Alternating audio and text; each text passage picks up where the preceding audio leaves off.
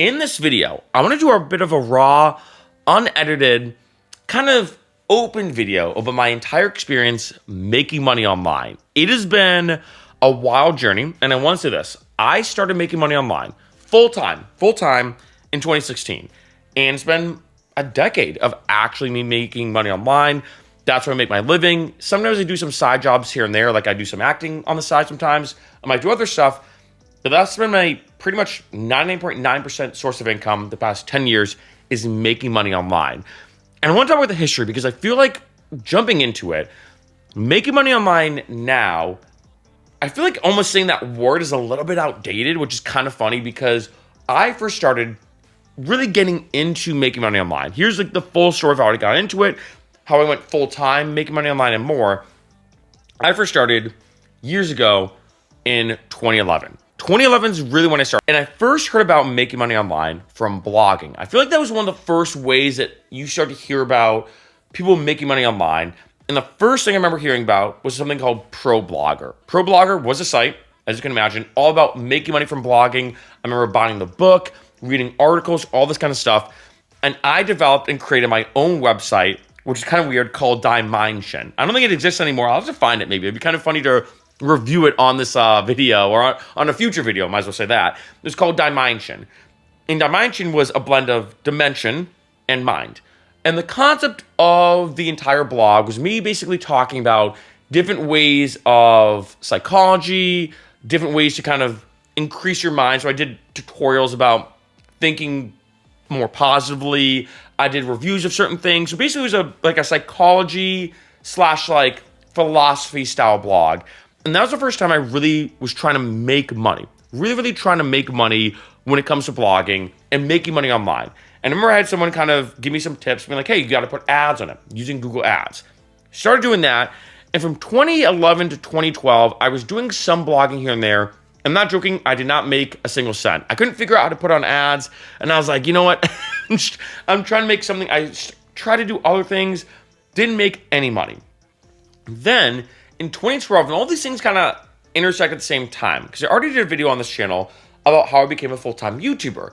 And I feel like there's a lot of parallels because in 2012, I posted my first ever monetized video on YouTube called Bodyweight Arm Workout. And from 2012 to about 2014, that one video was making me $1 a month on YouTube. And I remember being like, whoa, $1 a month. Like, that's pretty interesting because I'm not doing anything. It's also passive income. I know I've talked about passive income a lot on this channel because I think sometimes it's a little overhyped. Got to be honest. But I remember being like, man, like, I'm actually making money online. And I'll be honest, back in the day, you know, that saying that you could make money online was like unheard of. Like, I remember people almost called it like a scam, being like, oh, this making money online thing's a scam. There's no way you can make money online. If you are, you got to spend money to make money, so it's just some kind of pyramid scheme or whatever. It really wasn't talked about. And I still remember this too. During this time, I was still trying to blog here and there. Didn't go anywhere. Then in 2014, I did my first ever countrywide road trip. I was pursuing DJing and music production at the time, really trying to make it as a DJ and as an electronic musician. And what I decided to do was do an album where I went to 10 major cities in the United States, and I made a song about each major city, encapsulating that major city in musical form. So it was a 10-track album, 10 major cities, 1 month in each city, worked on my first album while also performing. So I was touring as like a touring DJ, basically, while also working on my first album. And during this time, my kind of third thing, because my first thing was, okay, first thing, work on this album. Go into a city, try to feel out the vibes, and kind of take some notes, start creating something musically. Second thing, doing DJ performances. I performed all around the country, festivals, nightclubs, bars, pretty much any place that would have me. Restaurants, everything and anything. Then the third big thing for me was, what if I can make making money online an actual thing? And I studied everything. So I did things like Slice the Pie. It doesn't, a lot of these don't exist anymore, where you could like listen to music and review it, and you can make about $5 an hour online. I also did something called Hub Pages. I wonder if Hub Pages is still around. I don't know. Hub Pages, which is really interesting. Think of it as almost like the YouTube of blogging. The YouTube of blogging, where what would happen is you write like a blog post on Hub Pages, they'd review it and post it, and you'd share the ad revenue with them. And I remember I made some money from that. I made some money from Fiverr, right? Fiverr's, I know, still around, and all the things that I did were kind of like making money online things where I would maybe review your resume, I'd maybe mix and master one of your songs, basically all these little things. And some of them made money, some of them different, some of them didn't. But the big one for me that initially started to seem as like, ooh, this is kind of going somewhere, is I created a site called Buck Living. Buck Living was all about how to save money and how to make money. It was kind of me documenting my journey of making money online. And I remember, I still remember this day, I remember after putting ads on it, I finally figured out how to put on ads. I made 1 cent. And this is in 2014. And I was like, whoa, I finally made a cent. And I know that sounds weird, but that was my first breadcrumb, in addition to the YouTube thing, of being like, wait, I just made money from ads. On my Google site, on my Google AdSense, it said 1 cent. And I'm like, okay, it's possible. Because the thing from YouTube, the YouTube revenue seemed a little ethereal because you have to wait. I think the minimum threshold when it comes to YouTube is $100 a month. It does roll over, but you need to make at least $100 in a month on YouTube in order to be able to cash out. But something about seeing that cent, I was like, okay, you know what? I'm making money online now. I got this YouTube thing that's kind of doing okay, and I got this YouTube AdSense that now just made a cent from the ads that I put on my blog. We're in it. And then from 2014, during that year, I just tried everything. I tried everything, like I said, from Hub Pages, Slice the Pie. I was blogging a lot, which I'm not gonna lie, in hindsight, I do kind of regret blogging as much as I did because I feel like I should have just gotten more all in on YouTube. But again, at the time, I didn't really know any better. I also tried things like We Answers was one where you could answer people's questions and in a similar way split the revenue with We Answers to put in your Google AdSense. I also tried something called Wealthy Affiliate where you could do like affiliate marketing. I'm not gonna lie, in hindsight, I think Wealthy Affiliate was a bit of a scam, like a bit of a pyramid scheme as well. Again, you live and you learn, right? I tried so many different things just to make money online. And then during this time as well, I read every blog, every article you could think of. Like me and one of my friends, Ted, we would talk almost every week about different ways to make money online because our goal, both of our goals, was to make money online so we could travel. Travel however we wanted, make the money we want to make, but do it anywhere in the world. That was our goal. And so through 2014, we read through every Reddit post about making money online. There's one Reddit page or subreddit called Beer Money. Beer Money was the idea that, as it sounds, you're not trying to live off this income, but it makes you just enough to have money for beer, money for spending, money for whatever.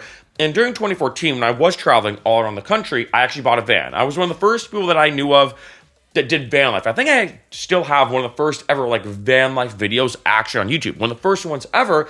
Because I remember thinking how can I travel around the country, live comfortably, kind of make this work? And what I did is I bought a van, a Ford Transit, put a futon style mattress in it, put some shelves, zip tie them in, put all my clothes and everything. And then I also bought Soylent. Soylent is basically powdered food. I was one of the first early adopters of Soylent, so I made and brought a bunch of Soylent. That's how I lived. I lived off powdered food, doing van life during this entire time.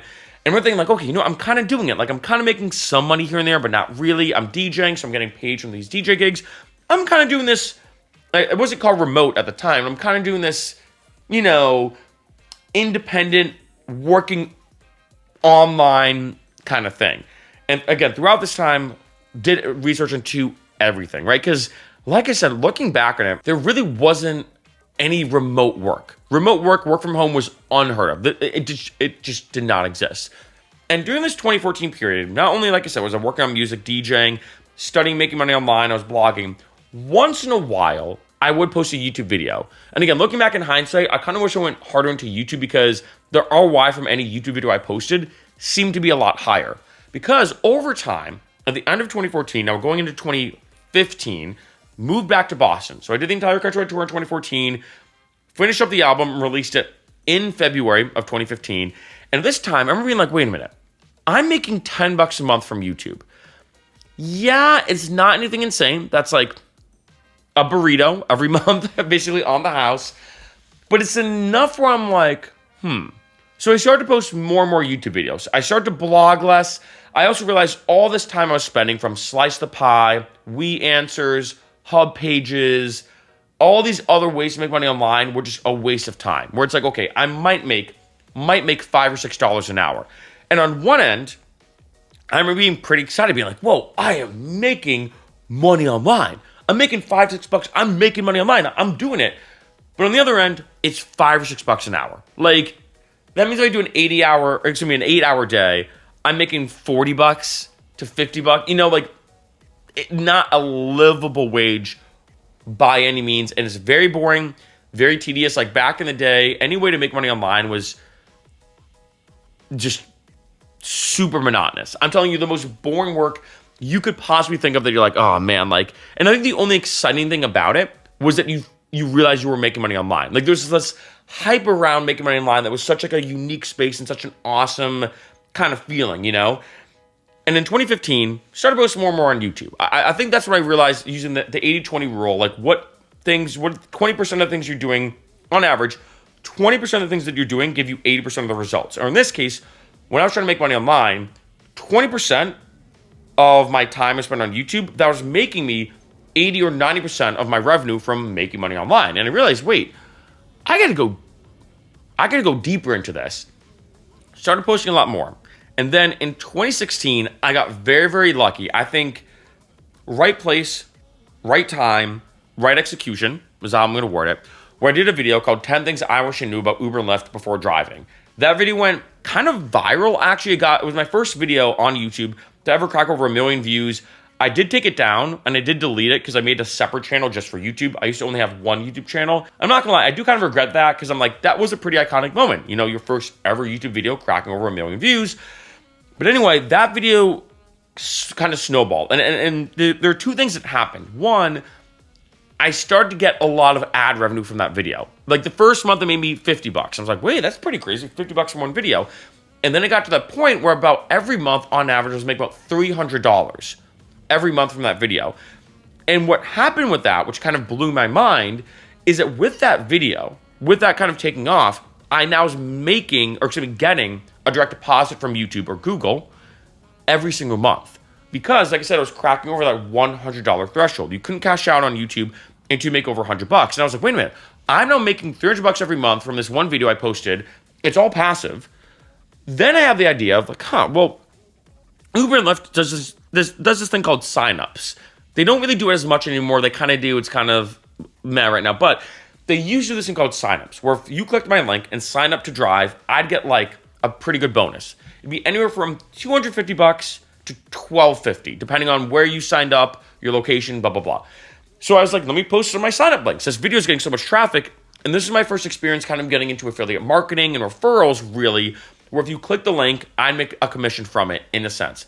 I was doing it a little bit with blogging, where I mentioned a book and stuff like that, but I might have made a few bucks here and there, that's it. But with this was huge. And some months, I'd wake up and make $2,000 in one day. In one day, just from Uber and Lyft signups, right? Pretty crazy.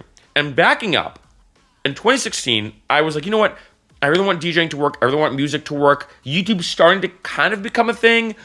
I have to move to LA. It was kind of interesting looking at synchronicity's sake if I'd worked like that.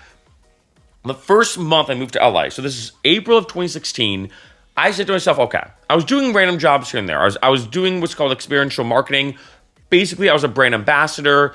That's how I did it. I actually did love doing brand ambassading and being an experiential marketer. And I said to myself, okay, you know what? I'm doing some brand ambassador work here in LA. The first month, I make over $1,000 making money online. I'm going to quit everything because I am putting a lot of time into working at experiential marketing. I'm putting a lot of time into being a brand ambassador. And if I can make $1,000 a month, that's enough. Again, I'm not saying that's a crazy amount, but it's enough to kind of prove my point that maybe making money online could be a permanent thing. And then April of 2016, which is still kind of crazy, the first month I moved to LA, I did it. Cracked over $1,000 when it comes to YouTube. My music really wasn't making money then, but the big one was Lyft and Uber referrals. So at that point, I think the first month I made literally I think it was $1,100. The first month I moved to LA. And at that point, I'm not joking, I said, no looking back.